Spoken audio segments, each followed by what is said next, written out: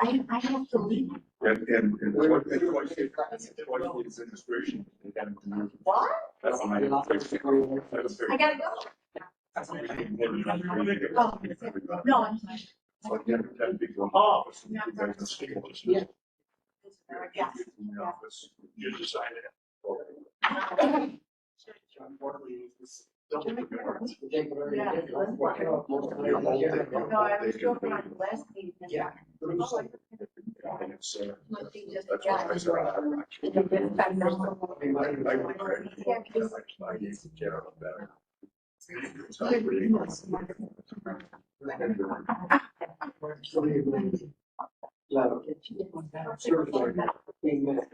I'm not. No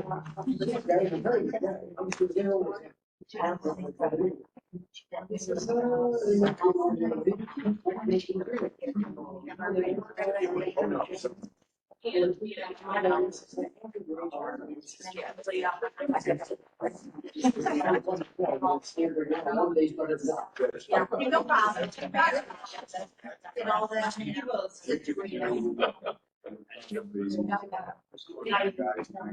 Remove myself to another.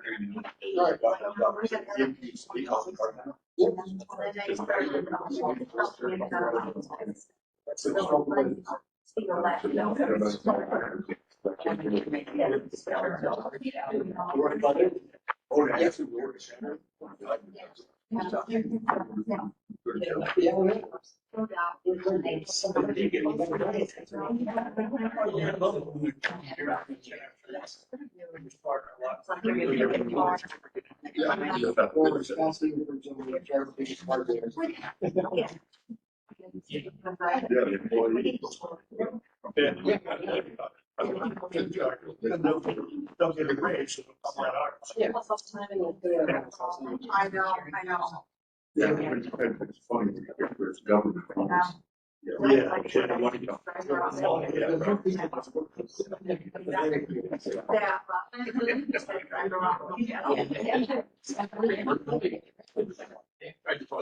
I know you did. I figured you were.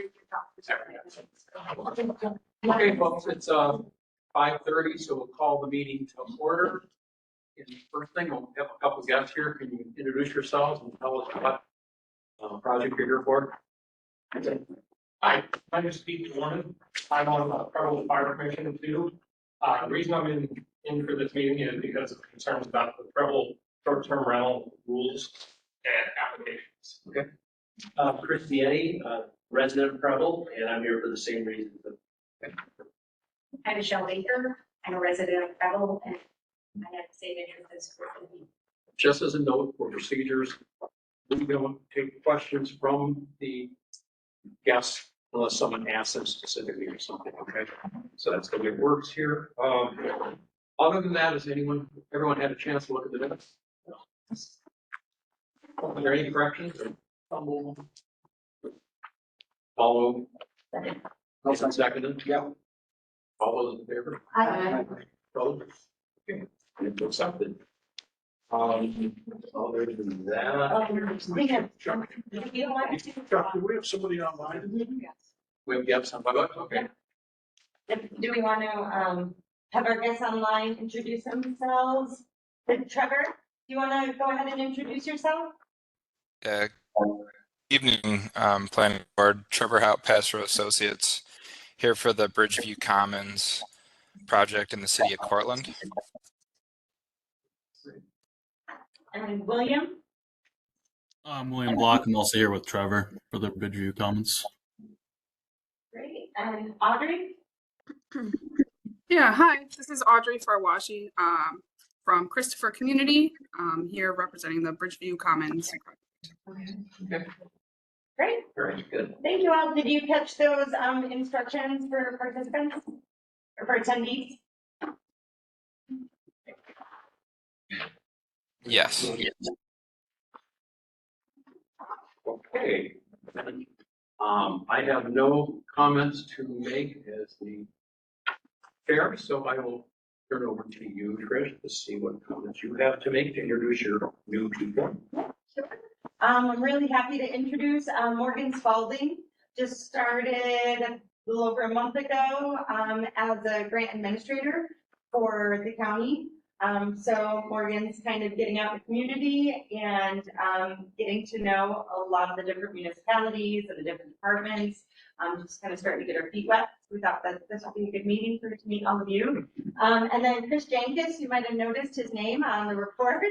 Chris did a lot of the work, thankfully, on these reports.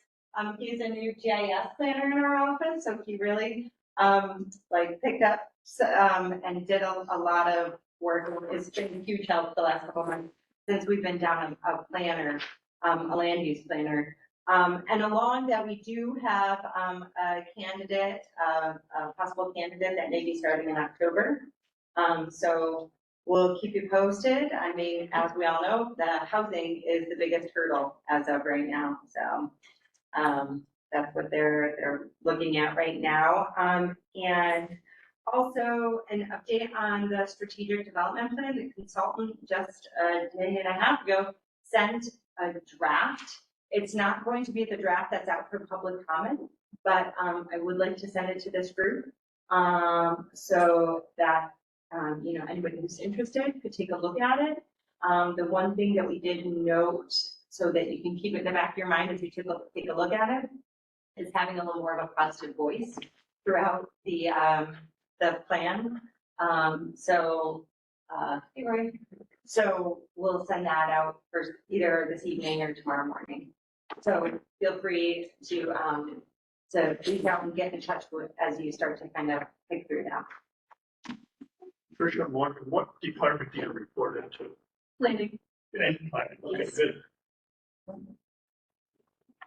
Okay, so we can go ahead and start the items. Yep, I think one other thing, just so everybody's aware, there's been a lot of communication. And I think that that's really important to just keep on your radar. I went to a Central New York Housing Summit up in Syracuse, and as the Micron development progresses, and as not just Micron, but the Tech Hub designation out of Binghamton and out of Southern Tier is also progressing. It is a very, very hot topic. So, just to kind of keep in mind, I think that, it's something to keep in the forefront of our minds, that this is appearing to be a very, very big issue that might not be in the all too distant future. All right. Do you want to move any of the items around on the agenda for people that are here around the time, or do you want to stay? Yeah, we could move the short-term rental up. That'd be okay with everybody? Yep. Sorry, Lynn. Okay.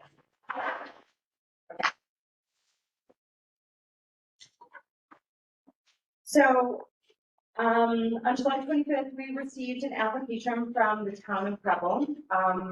This is following us on their moratorium that they did in January 29th.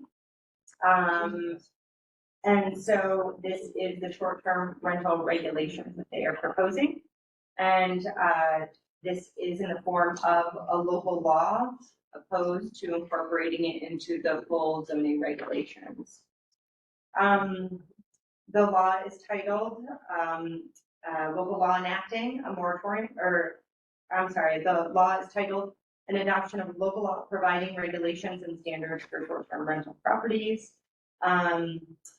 The report outlines the different sections that are included in the, there's 14 sections. I will not read all their names that are included in the local law. But some important items to note for sure is that the definition of a short-term rental property for this use is property is listed as a rental property. It defines short-term rental properties as residential properties that are offered through any form of advertising, such as websites, television, radio, signage, or word of mouth for lease or rent on a transient or short-term basis, which is being defined as less than 30 days. And hotels, motels, boarding houses, bed and breakfasts, and month-to-month rentals are not considered short-term rentals for the purpose of the law. Section 3, establishment and restrictions, defines all prior existing short-term rental properties as non-conforming. And short-term rental properties are not permitted in the residential lakeside district, which is the R1L district, unless the property was already in use as a short-term rental prior to the adoption of that local law 1 of year 2024, which was that moratorium in January. And any property owner wishing to operate a short-term rental property must apply for a conditional permit within 90 days of the adoption of this law. Section 4, which covers the required conditional permit for short-term rentals properties, outlines the terms of the short-term rental conditional permit.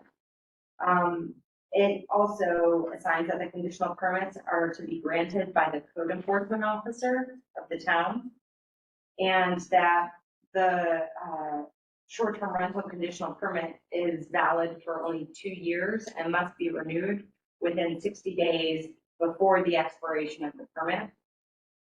The permits are also not transferable between owners, and any owner of a short-term rental property who operated before the establishment of that local law number 1 of 2024 must provide documentation satisfactory to the code enforcement officer of their operations prior to receiving a conditional permit. So section 5 outlines the application requirements. There's a list of items that are included in the report and in the law itself. And the application must also, one thing that's contain the terms of the rental agreement that the owner will use for the property.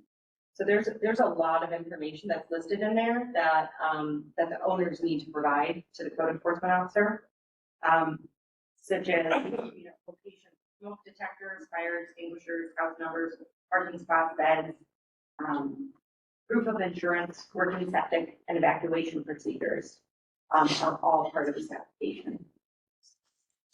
Section 6 goes over the rental standards, and that establishes the standards that the short-term property owner will need to maintain for the duration of the conditional permit. They include elements that are described in 5, as well as covering all general building and fire codes for the town of Preble and New York State. Section 6 also limits the maximum number of occupants per bedroom to 2 people. And a single rental property cannot exceed 12 people in total. Septic tanks also must be pumped at least every 4 years. And the section also disallows the launching of boats into Preble Lake that have been launched into other waters previously. Section 7 covers the procedure upon filing the application. Again, it's to be reviewed by the town of Preble code enforcement officer. And once the application's been received, the CEO has 30 days to determine that all short-term rental condition permit requirements have been met. Staff felt that it's unclear if this means that the code enforcement officer will approve, deny the permit, or if they'll just verify that no other material will be needed.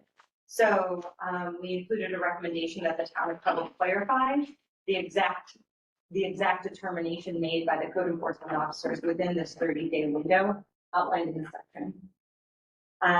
If the code enforcement officer has reasonable cause to believe that a short-term rental property is not maintained to code, the officer may request entry to the property to inspect the conditions and potentially revoke the conditional permit. Section 9 also outlines the renewal of a conditional permit.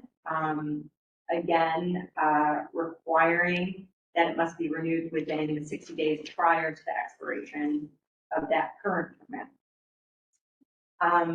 Section 10 covers violations and penalties. And if the code enforcement officer receives a notice of a violation, they have 7 days to investigate it. And if there's a legitimate violation, the code enforcement officer is empowered to suspend the conditional permit, issue a court appearance ticket, or revoke the permit entirely. Section 10B further defines penalties that may come up if a violation is confirmed. And the town board may subject a fine of up to $250 or up to 15 days in prison for offense. And each day that a violation remains in place is considered a separate offense under this law. Section 11 covers the grounds for suspension or revocation of the conditional permit. And suspensions can be lifted if the owner of the rental property rectifies a violation that led to the suspension. And if a code enforcement officer records 2 substantiated grounds for suspension of the conditional permit for the property within a 2-year period, the officer is empowered to revoke the conditional permit. Section 12 covers appeals and hearings. And this indicates that the property owners are entitled to appeal a suspension or revocation of permit, provided that they file the appeal within 60 days of the suspension or revocation occurring. The Zoning Board of Appeals will hear any short-term rental permit appeals within 45 days of the appeal process beginning. Finally, the proposed law adoption is considered a type 1 action under seeker, as it would change allowable uses in a zoning district affecting more than 25 acres. And so the town of Preble should complete a full environmental assessment form to determine if the proposal would result in any significant adverse environmental impacts. So the staff recommends adoption of the proposed local law providing regulations and standards for short-term rentals only under the following conditions: that the town of Preble clarify the exact determination made by the code enforcement officer within the 30-day window outlined in section 7B, and compliance with seeker requirements. They have a motion? Anyone want to make one? Yep. Do I have a second?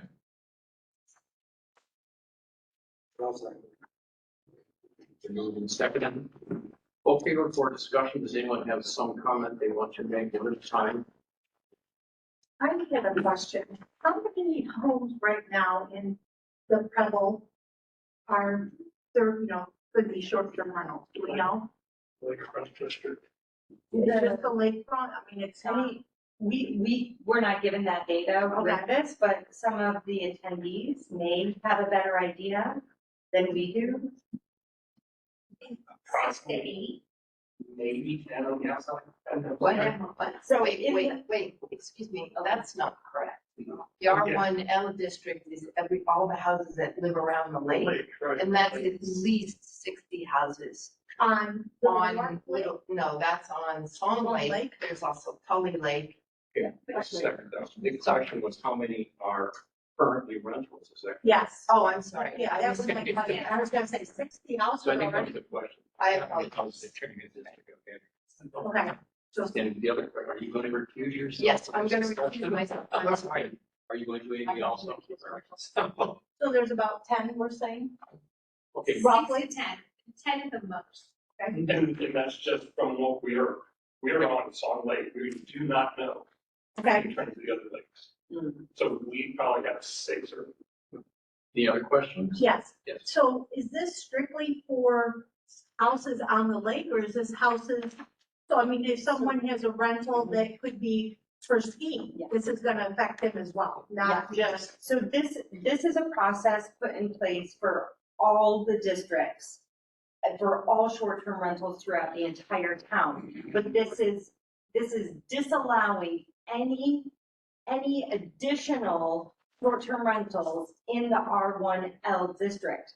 But it is allowing the existing ones only if they come through and do the conditional permit as well, but not allowing any additional ones in the R1L district. But they are allowed in all other districts, only upon this process though. Okay. Then I do get one other question, if I could. On page 4, it says, because Preble lakes are particularly susceptible to invasion of non-native biological species, launching of boats which are launched in other waters are prohibited. So because Little York Lake is in Preble, so if someone brought their boat to Little York Lake, that maybe going to Oswego, they're prohibited now? Or that's what they're saying they want to do is make it so they can't? They're saying individuals that stay at the short-term rentals cannot launch their boats Okay, if they were in any other water. okay. But anybody could come and launch a boat. Just tell them. Yeah. At the Edgewater county Park. Right, right. Edgewater Park. They do have a boat wash station there. And so, yes, So that this won't make it so other people can't bring their boat into Little York. it's public access at Little York Lake. Okay. They're gonna try to squeeze it down as much as they can. So if I'm renting on the lake, Well, one of I the can still put my boat in New York Lake. At the county launch. The county line. Correct. So there's a boat wash station there, which could. Mhm. Right. Right. And I think that was the thought, is that there's not individual boat wash, there's not a boat wash station. Now, does some in Tully have a public access? Nobody, I believe, does, but. Some does not, okay. So you have to be a resident of some to get into the lake. And Questions? A couple of people included, aren't you? Who's the town attorney, Don? Donna. Who's the code enforcement?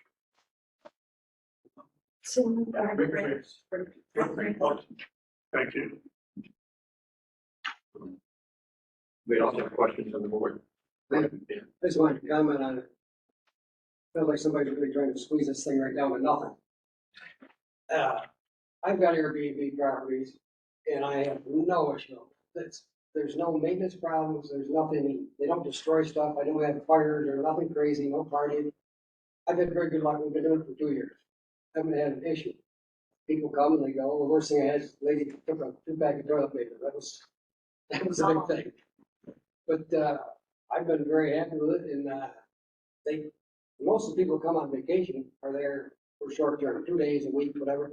They come, they have a good time and go up to Skinhead. It's like the people who are there all summer long have more parties and fun than the people who just rent for the weekend.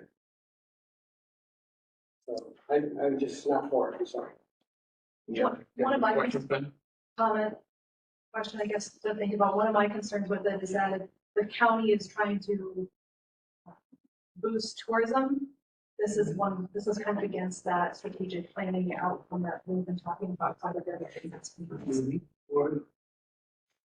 I kind of have a comment in this similar vein, because we're also looking at trying to attract people coming to the employee at Micron and executives coming in the area, and we're kind of asking, let's direct them down into Cortland County. So they would have been able to take advantage of a Airbnb in the area. Make it really, Any other board member? No comment you want to make? seems to make it the community rather exclusive. I don't know. There's some rather strict things in it. Yeah. But it's not my town. I'm not living on the lake. There may be problem people have had. I really don't know. I don't know why we pass a law like this, other than the fact they were having issues with some of the residents. I don't really know. There's only resident, it could be rather difficult to send somebody to prison for violations. And I'm not sure if there will be legal challenges over some of the definitions of how you get your permit, when you don't, all that kind of stuff, when you get a violation. But my only thing is, it's a town thing. I don't know if I should really, if they want to try and do it, they have public hearings on it, I believe, before they pass the law. They had a town board meeting, last week, actually, Chris and Morgan attended the town board meeting. And I believe there's going to be additional public hearing, are there any? So local laws, I assume they need Yeah. a public hearing on it. I really don't know, but I'm not their attorney, but I assume residents for or against will be able to render their opinion at that meeting. I've been in a lot of Airbnbs, I actually like to go to them. I do know people though that live on some of the lakes that have complained about Skinny Lake in particular. They've had residents nearby where they rented out some rather raucous crowds next door to their houses and weren't too happy about it. But so it's probably, it's both ways. I know what you're saying. And, yeah, I'd like to be able to rent a place on the lake myself as an Airbnb. So Yeah, I don't know if the rules are in other places where I do that, so I don't really know. Skinny Hills are just allowed right open the village. Yeah, I did one in Wasco recently, it was a great place, and a really nice facility. And we had a good time, for more than 10 people probably in the house. But okay, I'm at 12 versus. And I don't know how they restrict 2 per bedroom, that house, people live in bedroom, in basements on mattresses and air mattresses and stuff like that, so I don't know if that's. Either. But, you know, it should be fine to enforce the person, but I'm not opposed to it, but I'm not in favor of either of it. So, any other comments? Is there a desire to add a note because to Quinn's point about the county, from a countywide perspective? Or I kind of feel that's important. It's not sure. If you really want to offer amendment to their recommendations. I would at least like them to reconsider not allowing any new ones, I mean, going through a different conditional permit process. They're not saying they don't allow new ones, they're saying it's a permit process to get them. No, they're just allowing any new ones in the R1L district. So is that the main lakefront property? Yes. Yeah, so they All can't right, have, so what's am the, I misinterpreting it? They can't have any new ones. Like the old ones, they can go through this process and continue, but any new ones, they won't. so they're not allowed to have them on lakes, basically. Okay. Yeah, I I see think your that's point. the. In the meantime, they want to reissue the permit either. Right. Yeah. Every 2 years. Depending on the makeup of the board or supervisor or whatever. So would you like to offer an amendment to the staff recommendation? Yes, I would, I don't know how to word it. Well, the county should consider ramifications of countywide, tourism Strategic development goals. development. I think our opinions are, well, basically we give our opinions anyway, but obviously there's an issue somewhere. That's why this is Correct. brought up. Yeah. So if this is what they want, That's then kind of so what I be look at. it. Then so be it. Whether I agree with it or not, it's totally irrelevant. And I mean, me, they're gonna open up a can of worms. I envision lawsuits and what have you, but that's their problem. We've given our recommendations, and to me, that's it. I just still ask you, if you want to make that recommendation as an amendment to their recommended. Are you making that? I would like to make that amendment. I think it's contrary enough. How do you want to word it? Word it as That the town prior consider- to passing orders, take into consideration The the. effect this may have on countywide strategic development goal related to tourism. That sounds good. I like that wording. Is there a second to that amendment? Second by Donna. All in favor of that amendment to staff's recommendation? Aye, I'm in favor. Yeah. All right, so I'd actually like to move to table this to, until we get feedback on their public meetings. well, I think we have to offer recommendations to their people prior to them having their meetings. You know what I mean? They would like to know what our feelings are. We want to make more comments now to add to our recommendations. We can do that now, but for us to wait for them, I think they're waiting for our input a lot of times. They would like to see our advice to staff. And that's why we serve this function to make recommendations to local boards. They can blow us off if they want to. And they do that, when boards do. But it isn't kind of our function. They can just table it for them to make a decision and then come back and look at it. But would you like to make any other amendments? That what she stated is a reasonable amendment. And if any others would like to, I mean, first, I think there's a lot of very stringent things in here that I think they're gonna have problems over. But Did they address it with a moratorium? excuse me, Well, they did. they had the moratorium. This is the result. The moratorium lasts a certain number of days until they have time to address the issue, which is what this law is trying to do. All right, let's call the motion. All in favor of staff recommendations as amended? Certify by saying aye. I'm gonna go aye. All opposed? Motion fails. So I don't know what that means. I guess we don't make a recommendation back to the board at all. Recommend. So it fails with the recommendation? It fails in general, I think. Okay, that's where you mean with our changing? with a change. So does that mean that you recommend denial? We didn't say to recommend, no, we just didn't recommend your approval, so I. Oh, think we can do of her, I'm sorry, I thought we already voted for what? that. We did, we already voted on that. Okay, So it was as amended. Then if we want to change the motion that was made was to accept staff's recommendations, and we amended those.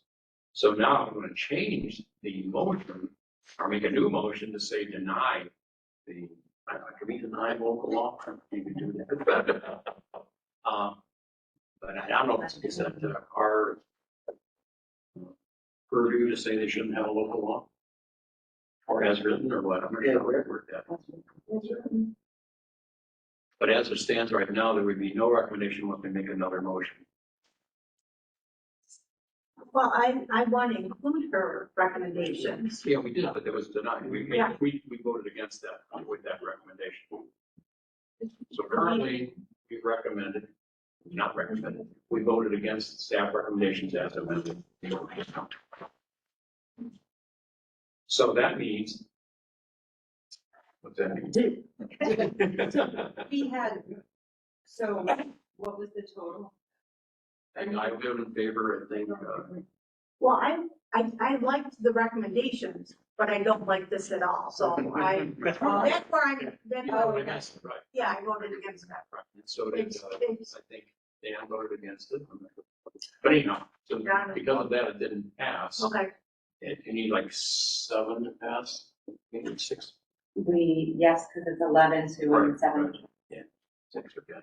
Yeah. And so we didn't have 6 because we have 2 abstentions. All right, so it's a failed motion.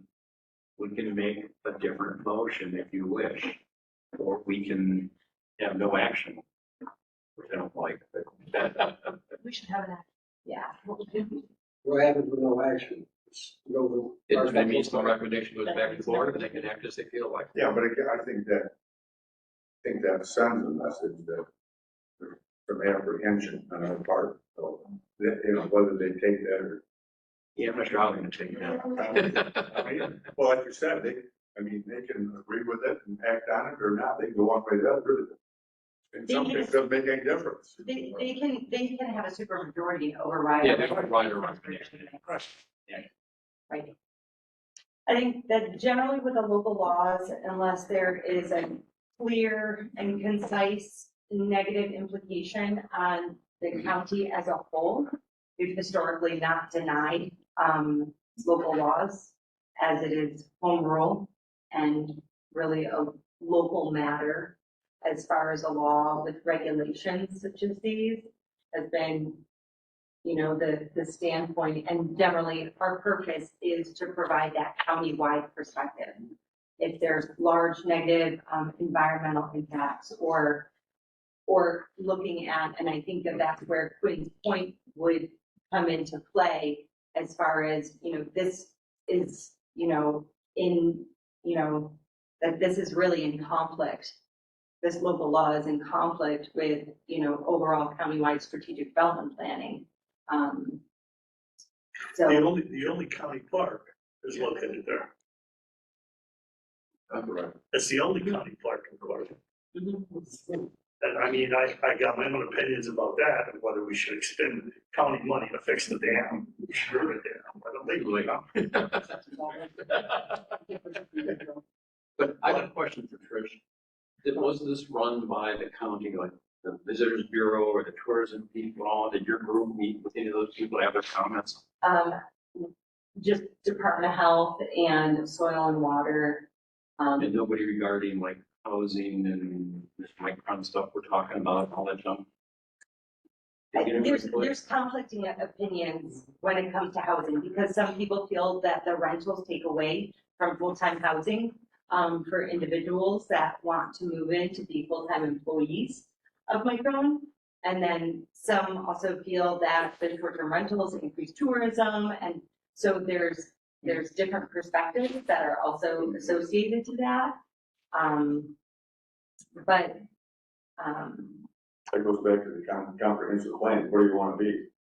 Where do you wanna be? A blend, You- a mixture, and I think that regulations for short-term rentals are encouraged. regulating them rather than outlawing it altogether, from the planning perspective is encouraged. Um,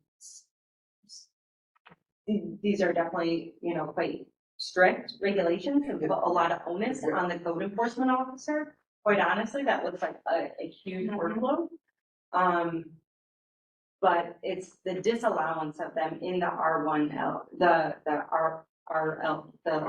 R1L district, you know, moving forward, that I think is a part of these regulations that is, you know, quite strict. And again, we didn't make a recommendation that it needs to be altered because this is a local law that the local municipality is, you know, again, working out.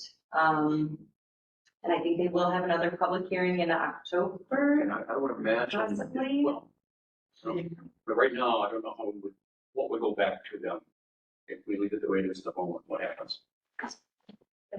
Well, we could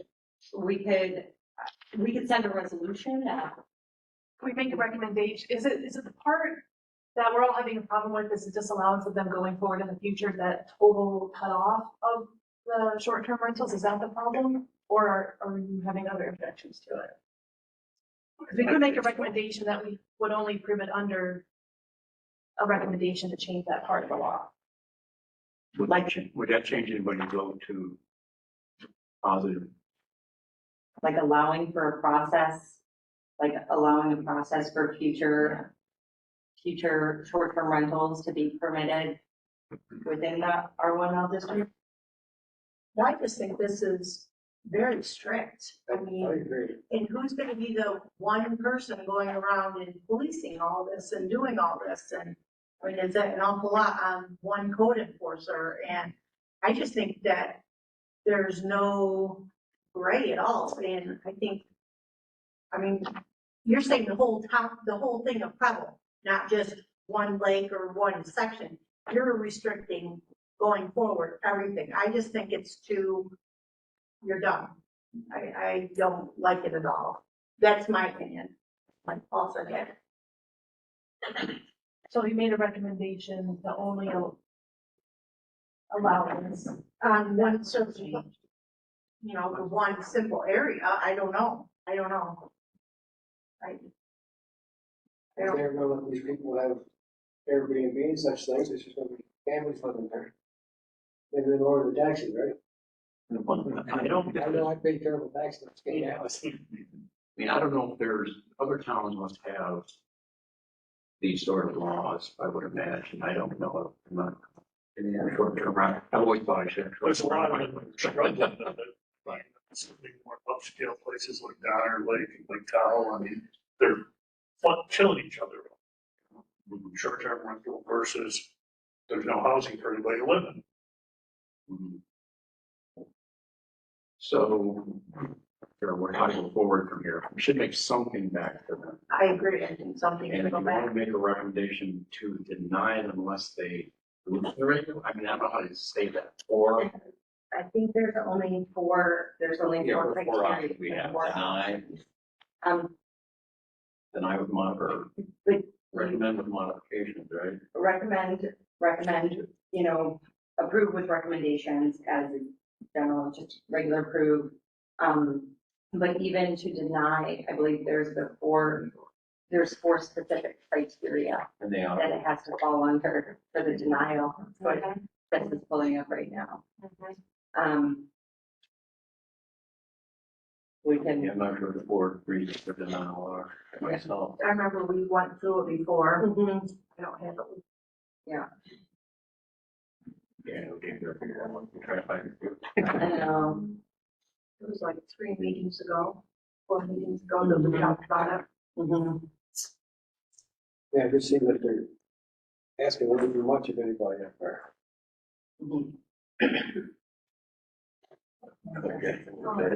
Yeah, we're- You're right, there has to be a provision before buying. That's cumbersome, that's a convenience. Are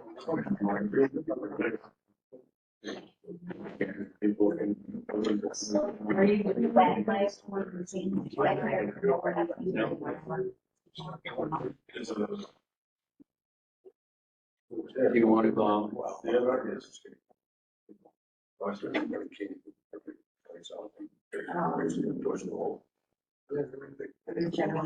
but yes. No, I know, I represent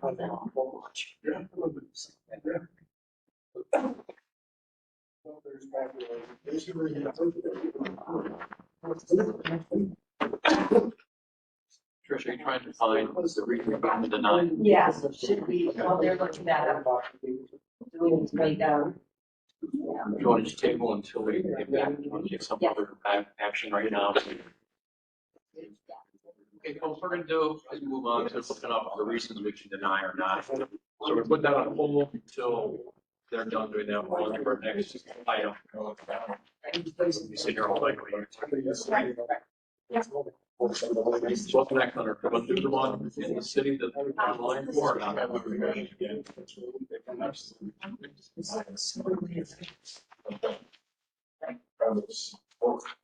Trish, do you want to do the one?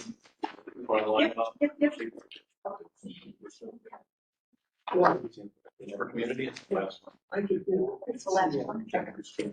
So we will go ahead, and for those that are joining online, we'll skip forward for the Christopher Communities project. And I will let describe that while I start going through the report. Okay, so this was submitted from the city of Cortland. This was an application for subdivision, special use permit, site plan review, and area variances. This is for 172 through 174 and 178 in Homer. And we can just go to like the site plan map. For those that are familiar with the site, it's right next to the, it's that strip mall, basically, that is right next to the Grace Brown house. And so this project is proposing to redevelop the commercial strip mall and that gas station that is directly adjacent to it, right in this location currently, to include 3,100 square feet of that existing strip mall building that's to remain right here. And that would be used for retail and food warehousing. And then, yep. And then with 2 multifamily residential buildings. This is just north of the Wheeler and Homer Ave intersection. And it's within a GB2 district. So the applicant has proposed to demolish that long portion of the existing strip mall and the abandoned gas station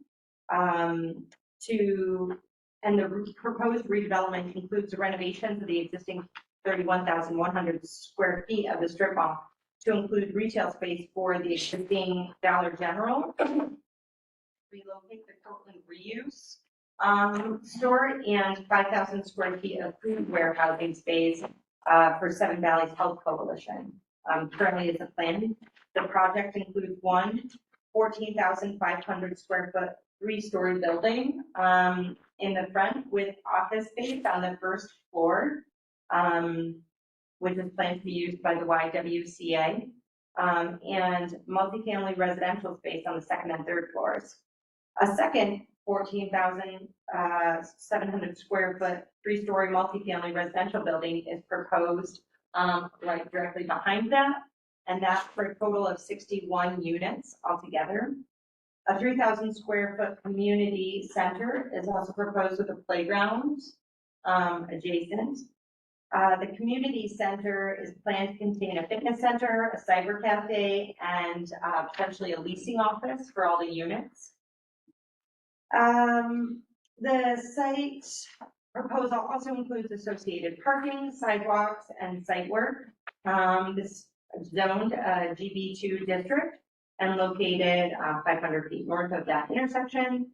And multifamily dwellings, retail, and professional offices are permitted in the GB2 district, as shown on table 332 of the code. The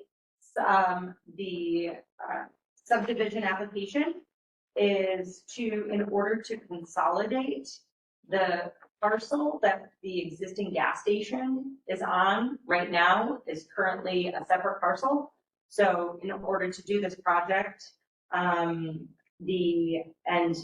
and consider the parcel, the lot size in total, the applicant is proposing to consolidate those two parcels.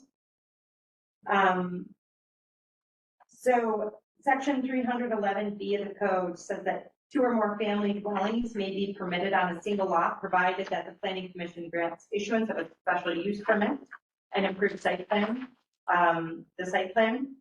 And that the site plan review is required, therefore, and that is what's first sparking the special use. Second dwelling unit on the lot. And then, of course, they have site plan review as well. The special use requirements outlined in Article 16, Section 300, 163 also outline 9 different special use requirements. Most of those requirements are met, except for a few items such as distances between buildings and driveways. The code states that no driveway or parking lot shall be closer than 25 feet to the front of the building or 10 feet to the side or rear of any building. It's therefore recommended that the applicant seek additional area variances from the city for the distances between the proposed building and parking lot. Section 8 states that the parking areas may be located in any yard other than the front yard, but no closer than 20 feet from any property line. Since the proposed parking lot is partially located in the front yard and closer than 20 feet on all 3 other property lines, the applicant has applied for area variances from these parking lot requirements. Article 3, Section 333 defines the lot requirements in the GB2 district. The applicant has indicated that all these requirements will be met. Section 334 defines all the bulk regulations. The maximum lot coverage outlined for residential use in the GB2 district is 60%. The proposed project provides 80.3% lot coverage.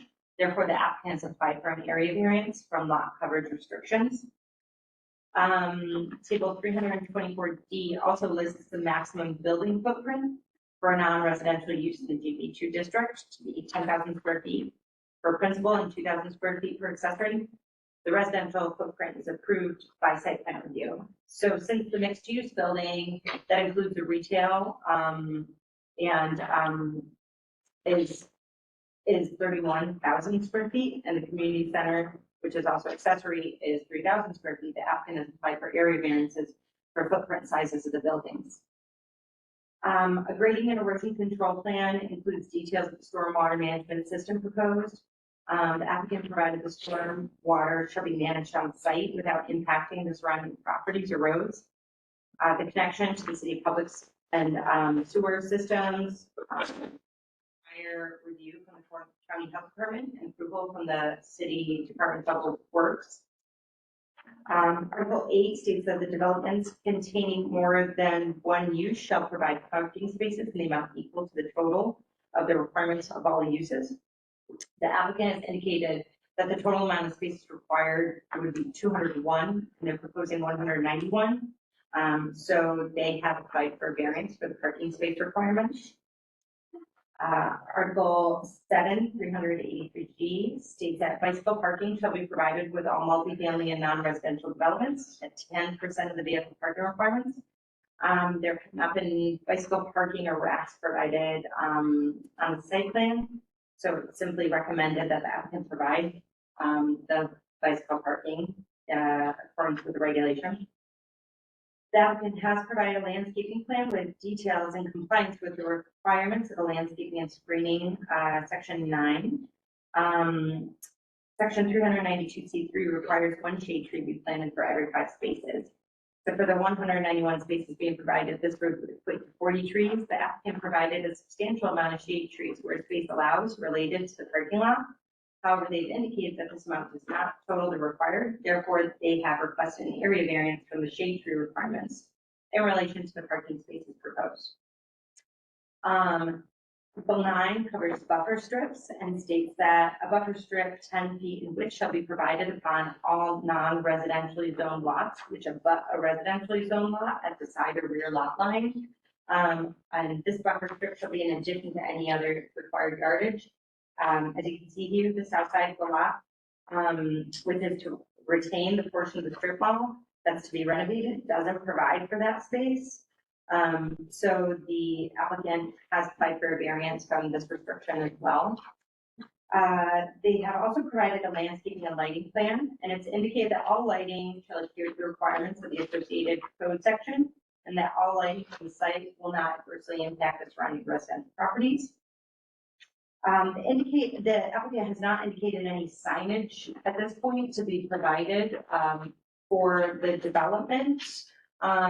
But we noted that, but we did recommend that if they do include signage for the multifamily dwelling units or other commercial spaces, that they adhere to the city's zoning code requirements in section 300.17, which have pretty clear specification for those sign requirements.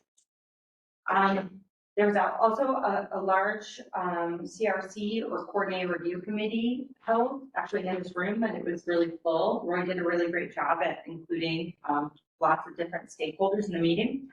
And multiple different topics were discussed, such as refuse storage.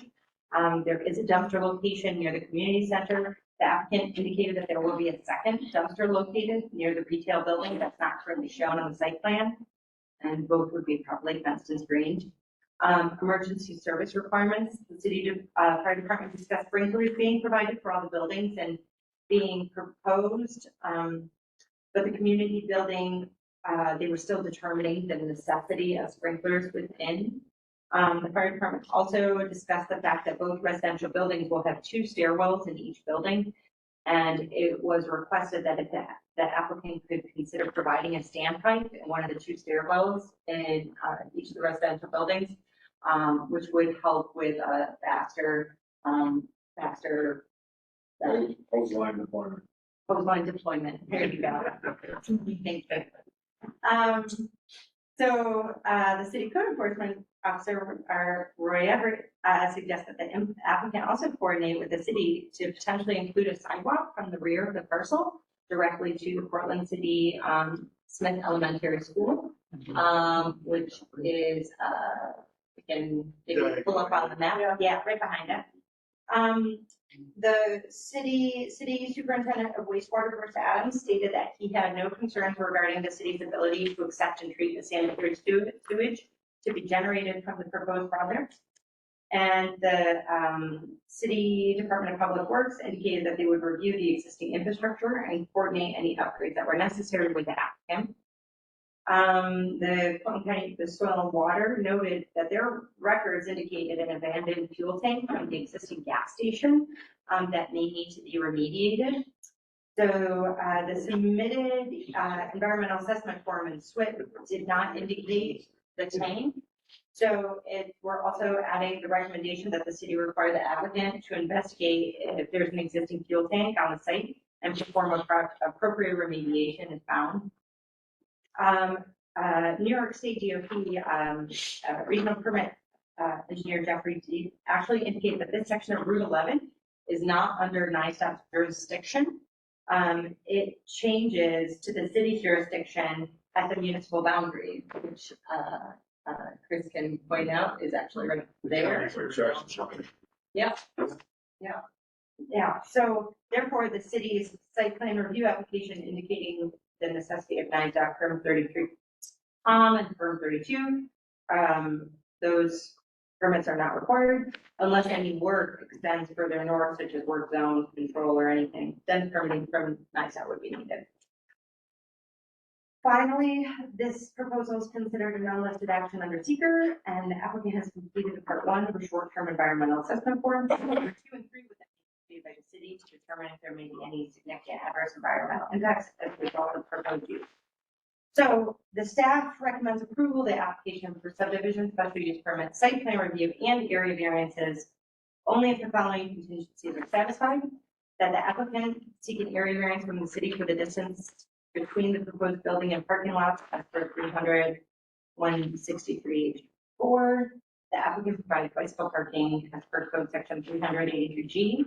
That if the applicant does not include signage for the if the applicant does include signage for the multifamily dwelling units or other commercial spaces, that they adhere to the requirements of 117. That the city require the applicant to investigate if there is an existing fuel tank on the site and perform appropriate remediations in compliance with secret. Could I have a motion? Paul? Lori? Discussion. One thing that I forgot to add was snow storage. And I think that that was something, I'm not sure, I could not remember if we discussed in the CRC, but no, Show. snow storage. The plan shows. On site or remote. Plan doesn't have it. We have to Yeah, one corner shows it. show them. One snow storage down here in the corner. If that would be, if that's acceptable. Probably not enough for that site, but. It seems like a lot of parking space, and I wasn't sure if the applicant, would like the applicant to comment on that. Some developments plan on having removal. If you'd like Trevor to comment on that. Well, let's get the motion, and comment from our board first, then we can Yep. talk about. The CRC meeting you mentioned, you or your office were a part of that as well? Sure. Okay. And everybody's on board with the discussion? Yeah, it's a great, it's a much needed project in the city. We have a housing crisis. Yeah. I would think it would also improve the area quite a Well, bit. I have a question. Are they looking to target certain class as far as the housing? Yes. Do we know what that is? Yes, so they are going after, grant funding for this project, with Christopher Communities, for, and actually, if you'd like, Audrey from Christopher Communities could share with you directly. There's specific terminology there. Audrey, if you wanted to speak to that residential income bracket for the grant funding that you're applying for? Yeah, absolutely. So the funding that we're looking at is specifically for affordable housing. And so in this project, we are looking at two different, we're looking at a special population, as they call it, working with the YWCA to set aside units for victims of domestic violence, similarly to what we have at Grace Brown House. And then the other units will be set aside for individuals between 30% and 60% of area median income. And so, that's, we're looking at serving families. And, a lot of people that fall into that income bracket are, maybe entry-level workers, bus drivers, folks like that. Okay. Thank you. Other questions? Are these going to be 2 or 3 bedroom apartments? I don't remember. I think when they both. Both. Yeah. Yep. Both. I had a couple of questions from an engineering standpoint.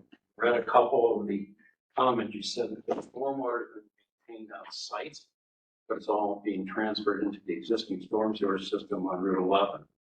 So is there any stormwater being created on site except around the catch basins? I didn't see a SWIP submitted for this, you're saying? And is the water being attenuated on site or is it being dumped into the storm sewers? The drawings indicate storm sewers. Do you want me to answer, Tricia? Yeah, sure. Go ahead, Trevor. So the entire site as is existing is paved, which is going to generate substantially more runoff than when we create these green spaces. So with that itself, we're going to be reducing the discharge from what's currently there, which is the DEC standard for extreme flows. In addition, we have a water quality unit that is at the downstream, before the downstream connection, which will hydrodynamically separate any silt or debris, and that will be maintained with a vacuum truck with yearly pump outs. So what you're telling me then, if I hear it correct, is that you're reducing the overall runoff because you have more green space than was there presently. So that should be sufficient. And then the water quality component is what? There's some kind of a separator or something before it discharges to the state? So Exactly. your invert showed that dead flat pipe going across the street. I'm not sure how well that's going to work, but it's existing, I guess. I hope that doesn't back up too much on your site. I guess would be the problem I would have. So, okay. I hope you look. Yeah, we looked at that, and I think we're going to remove that existing pipe and recore into that at a better slope. So I don't know if the plans that you are seeing have that revision, but our plan is to core into that catch basin with a new pipe. All right. Well, that's my main problem with the stormwater. I like this project in general. I think it's a great thing for the town, for the city to go ahead with, but just want you to look at that stuff. Anybody else have any comments? I just want to be clear, actually, we discussed some of these, and the applicant has already provided an updated, plan set, but we did not have it, you know, in time to update the, All right, I have a question. I see you're drilling there now, taking core samples, is that correct? On site?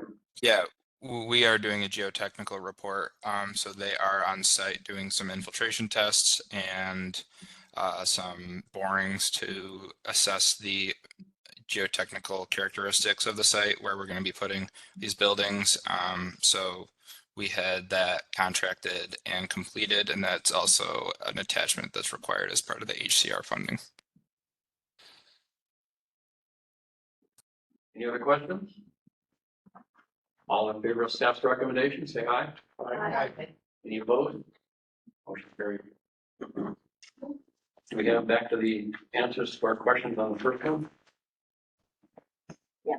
I think we got it pulled up in both spots here.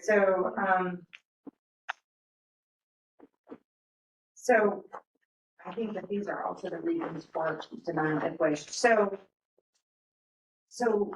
there can be an incomplete, which obviously this is not an incomplete situation, which we receive all the information. A local concern is when we return the letter, for the return letter for local determination. Local concern with comments, conditional or denial. So the county finds that the matter is of significant concern under conditional, that the county finds the matter is of significant concern, namely that some aspect of a proposal will have a substantial adverse effect. The county provides conditions that must be met before the request can be granted, which is in general what we do with the recommendation. But with denial, the county feels that the proposal is in direct conflict with county policies, the local master plan, and or surrounding planning principles, and will have an adverse effect on the county. That's when it recommends that the board not grant approval. I think, again, I'd like to reiterate that again. I think that recommendations are really important. And we can emphasize our recommendations, but our review is really from a county-wide perspective. But again, you know, if the board feels that implementation of this regulation would have significant negative county-wide impact, then, you know, Denial at that point. that's when you recommend that. No, that's speculation at this point. Right. Whether it's gonna get Right. from the standard. Yeah. Right. Yeah. I mean, whether that's significant countywide impact, I can't tell you. Well, no bill back. Yeah. I like both of the points put forward here, that it seems contrary to the tourism agenda of the county, but I think there also has to be a path for getting into the program as cumbersome as the town may make it, there has to be some type of path that it just can't be no. Not allowed. Right. Right. Yeah. I mean, how could it be no? Well, do we want to make a different recommendation to send back to that board or that town? Regarding, unless they consider, allowing them in the Lake District with some more restrictions or something that it could have adverse effects on the countywide long-term goals? I really don't know. Is that how you would talk? Is that what we're thinking here? Well, I guess the question is, would you have enough votes to pass it here tonight? Is what? Would you Yes. have enough votes here? Is there enough votes? To do what? Is there enough votes? There's 7 of us that are voting. If we did, oh yeah, no, Yeah. okay, we all agree. Right, so that's what all of You it. know, I have to agree on Well, whatever and motion admit- is made. At a minimum, if I'm putting forth, I would go with staff recommendations if we add, in fact, that, it has to be looked at from an overall perspective of the county's tourism objectives. Right, so It's can I kind of make- what she said, her motion has that, but do you want to, Can I make? a is that motion to sufficient do enough, or do you want to make it that add in that they should, we revisit the disallowing of, short-term rentals in the Lake District? I mean, you follow what I'm saying, do you want to add that to it or not? Would that change enough votes here to pass it? That the town consider, including, Our- including a our one process. district? There has to be a Process process of A provincial process. floor allowance as committee rules as they want to put in place. I don't know, And eliminate the denial or any further Right, Right. activities. Do you want to make that, that could be a motion to say that, include or good enough with her motion to do that? What do you think? so can we I just want to restate and make sure that so we've got the original, recommendation that the town should consider the effect, implementing these regulations on countywide, tourism and strategic development goals. Right. And So that should that the- include, And then further, revisit there has to be, disallowing the lakefront, that would call R1L district. there can't be arbitrary disallowal. And we should, they should include that in their law. It should allow them with some whatever restrictions they want to put on it.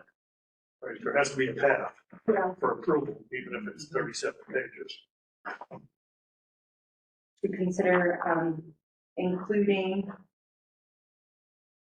I should just consider, I think they should include, it's the way the board, The- I'm hearing the that town. correctly here.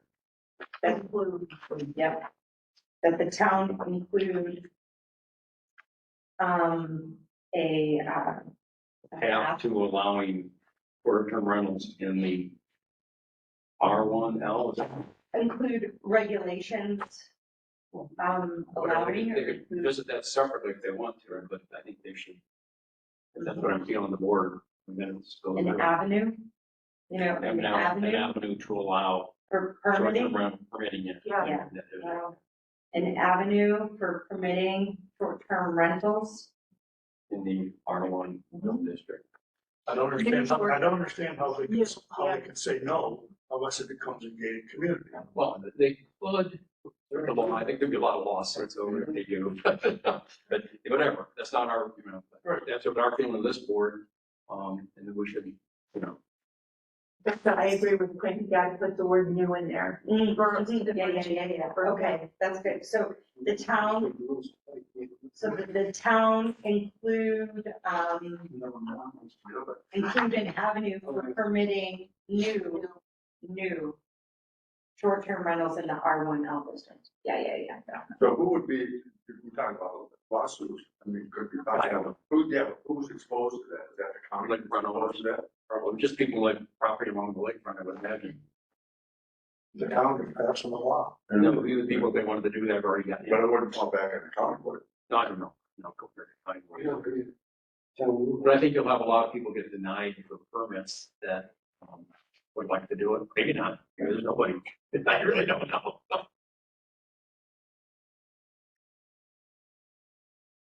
So are we good? Can we take a vote on What do you the, think?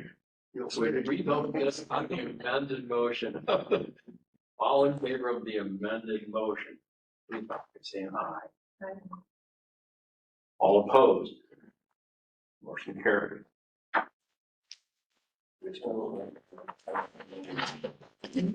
Don can charge you by the hour to write additional provisions. I'm sure he is anyway. Where are we on? All right, well, since Roy's still here, why don't we, do the second, city application? Which one is that? Right. So, so the second city of Cortland, project is, submitted from Chris Timmons for 4 Monroe Heights for site plan review and area variance. It's a 0.28 acre lot. And the applicant is seeking to demolish, it's a pretty blighted residential structure existing. We don't have a street view in there, do we? Big red X. Yeah, it's got a big red X on the printer, so, and it's being proposed to be replaced, with a newly constructed 2-family residential structure on the 0.28 acres. It's in an R4, which is a multifamily residential district. And the size of the proposed structure is, indicated to be, pretty much the same exact footprint, as the existing structure. The project meets the majority of the regulation requirements as outlined in the city code. Article 2 residential districts, except for the lot coverage requirements as shown on table 315. The maximum lot coverage for a 2-family residential structure in 60%. The proposed structure will cover 62%, not much more, but therefore it's recommended that the applicant apply for an area variance for the lot coverage. And it's also indicated that there shall be a 4-foot vegetative strip along all required side and rear yards, which a strip or fence may be erected. The proposed structure's driveway will be closer than 4 feet to the property line. Therefore, the applicant is seeking the area variance for the required vegetative strip. And they are also seeking an area variance for the maximum allowed parking, as the regulations require 2 spaces per unit, and so for the 2 units, and I think a little more than 2 or something, but it's 6. 6. Oh, 6. Roughly 6 spaces is the max. Okay, and they're proposing 13 spaces, so it would be non-conforming. So they're requesting a variance for the parking requirements as well. This is considered type 2 action under seeker, and so the staff recommends approval of the application for site plan review and area variances. I think that special use permit is, remind that. Typo, scrivener's and under the following conditions, that the applicant apply for an area variance for that lot coverage, and that the city balance the benefit of granting the requested area variances to the applicant, against the detriment of the health, safety, and welfare of the community. Could I have a motion? Meeting, and a second.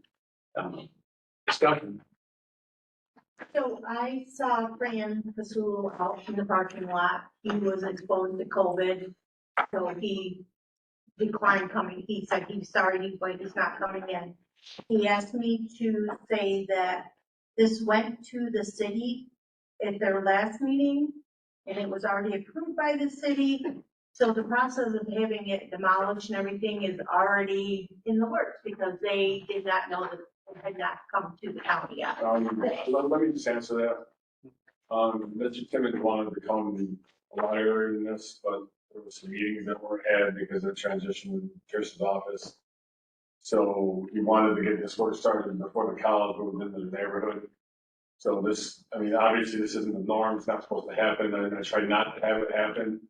But in this case, to facilitate some of this work getting done, because it's been such a blighted property, and it is in the college. Movement is this weekend. We facilitated that, okay? Yeah, no, I just was relaying. I know, Mr. Project doesn't like that, and I appreciate the fact he doesn't like that. I don't like it either. I just wanted to know that. And that's also on me, or, and not having Right, this is improved either way, obviously, it's blighted property, but this isn't really a two-bedroom house, is it? It's a student rental. It's a two-unit residential. Okay, And our zoning rewrite is coming up with a new comprehensive plan. but that'd be addressed, That word, that F word is no longer gonna be in anywhere. so the city's on top of that. It's gonna be 2-unit residential, 1-unit residential. The F word, I mean, is family, is not gonna be in that zoning law. Okay. Thank you.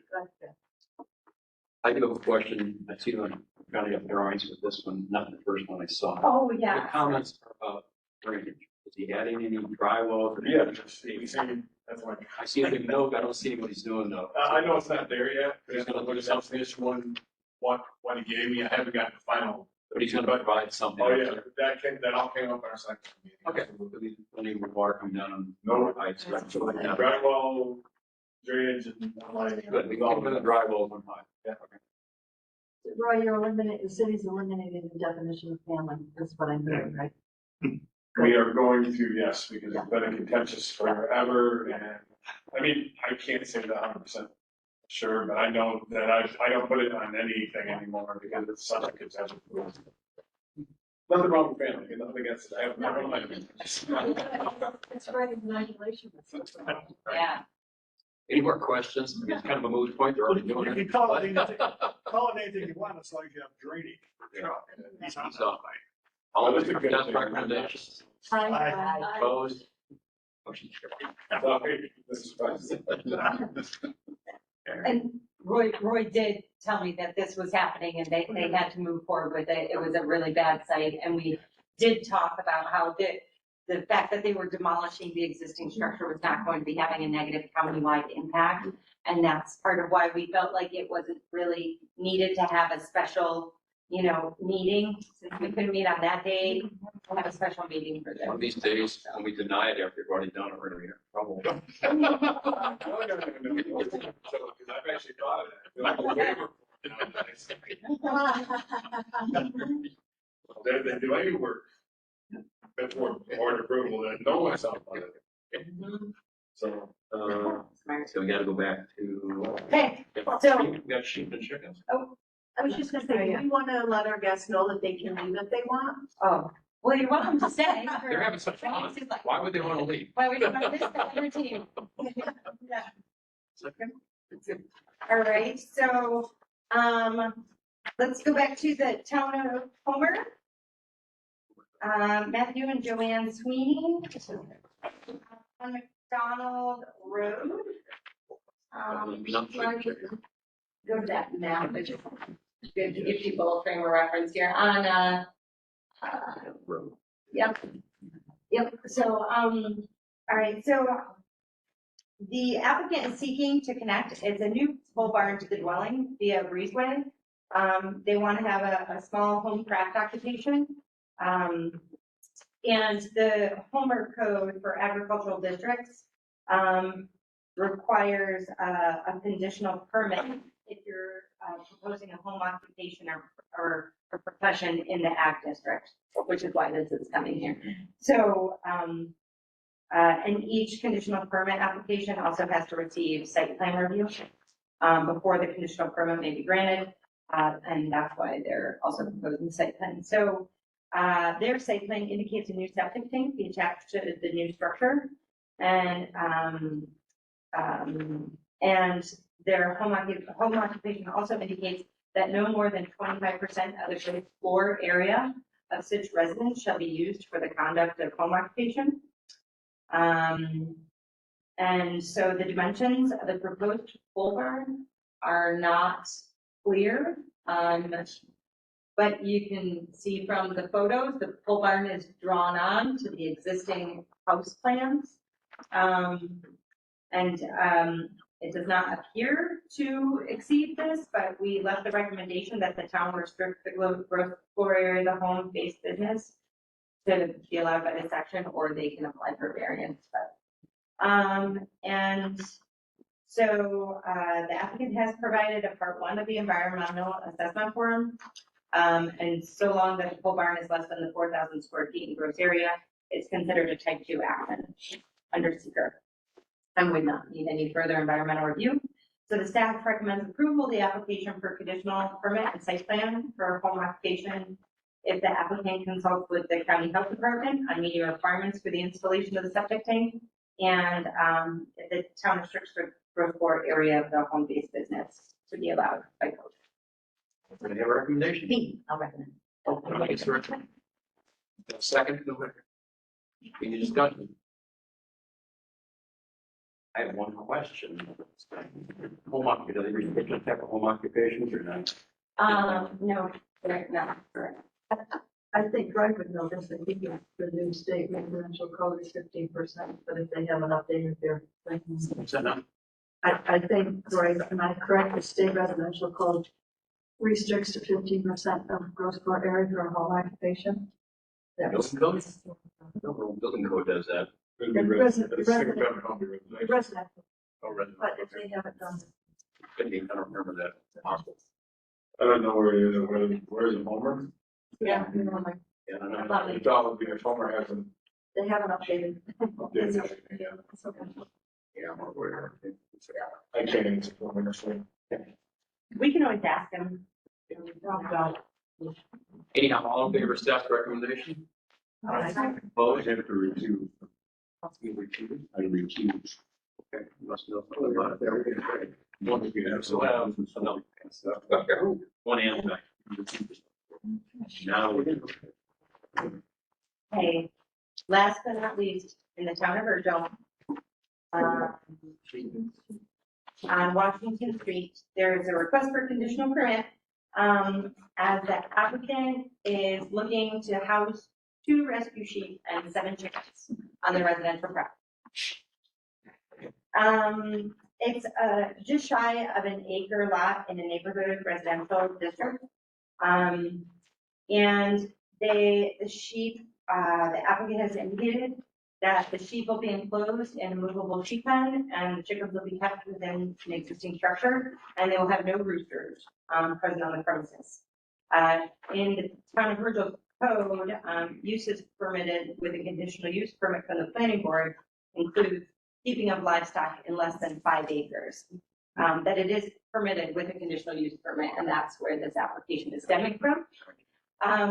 And as we all remember, the town of Virgil had a chicken law, local law 5 of 2023, and that regulated, the conditions in which chickens or other fowl could be kept. No roosters. No roosters, they don't have a rooster. And the keeping of chickens is permitted in the neighborhood residential district,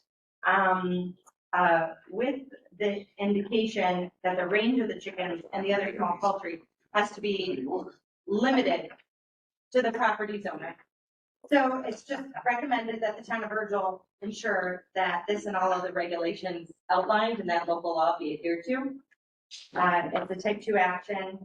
And so the staff recommends approval of the conditional permit, so long that the town of Virgil ensure the regulations of that local law are adhered to, and that the town ensure that the applicant also doesn't develop any permanent structures, because that last paragraph does note that the rear of that property, the full rear of that property is in the floodplain, or in the flood, in the floodplain, so that they don't put any permanent, like structures for livestock in the rear of that property.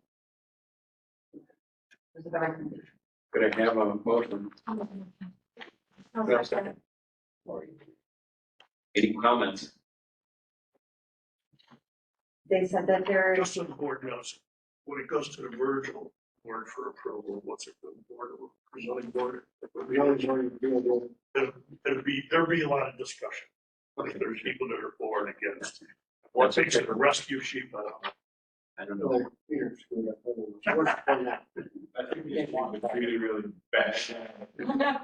What makes it rescue? I guess But Oh, on your comments,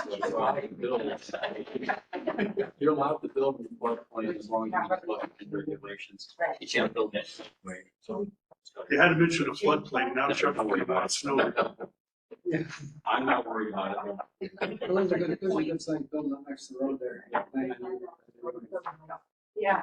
Okay. Can we have a vote? All in favor of motion? Opposed? We're good. And I think, there was a list attached to the report. There were a lot of determination, items listed in there. Feel free to reach out. Do you have questions on it? I don't, they're rather tertiary comments. We can, And the only question I would have is, some of the bigger ones, such as the Center for the Arts and the hospital, are they anything important or they're just? hospital, yeah. They were just, so the the ER entrance, they're just, the ER entrance right there where they have their, Where cancer places and all that stuff? mass casualty entrance Yeah. in there, where people are coming that are exposed to chemicals or something, Oh, okay. WMD. It used to run into our stormwater. Okay. Now they're putting in, cleanable retention, whatever in there, so that the water goes in there, doesn't go in our stormwater. So it wasn't a big deal. All right. We actually started a report for that one. There And wasn't anything major. it just came for pedestrian because they're kind of redoing the facade a little bit. And we reached out to Soil and Water and they had like 0 comments. Nobody had any But comments. there was no change of their actual site. I mean, not Right. building footprint or anything like that. No, just, And how about Center for the Arts? It was like wasn't it a porch off the side of it? I think, and so they just needed a variance for the setback. Oh, on the main. Mhm. That's on the side there. Do we have any questions on the book? And I think I just wanted to make a note too, I think it would be good for us to discuss as we get later in the year. We're gonna take a look at the referrals again. I want to make note, some of these conditional permits, like for the home occupation, some things related to those. Is there really a countywide, impact? Yeah. We can at least discuss that when it comes up. We're talking about revising to some extent what we don't pass on in here, pass back. Such as the sheep and chickens, those kind of things. All right, anything else? I'll entertain a motion to adjourn. I so motion. All in favor? August, yeah, September 18th. September 18th. Everything is.